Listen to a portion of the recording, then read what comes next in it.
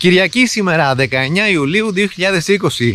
Οι διακοπές μας έχουν αρχίσει επίσημα πλέον και είμαστε εδώ στην παραλία της Μπούκας, λίγο έξω από την πόλη της Μεσίνης, για το πρώτο μας μπάνιο.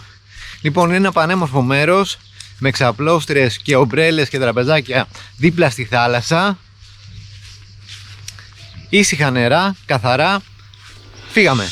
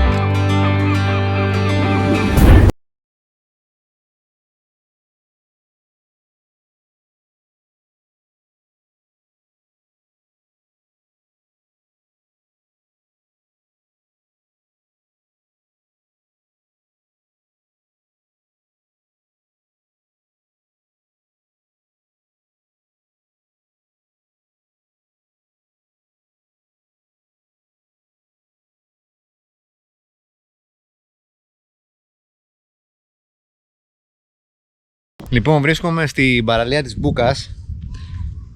Η Μπούκα είναι εκεί. Καλοκαίρι, διακοπές 2020, Ελλάδα. Τέλεια, τέλεια, πραγματικά. Τέλεια.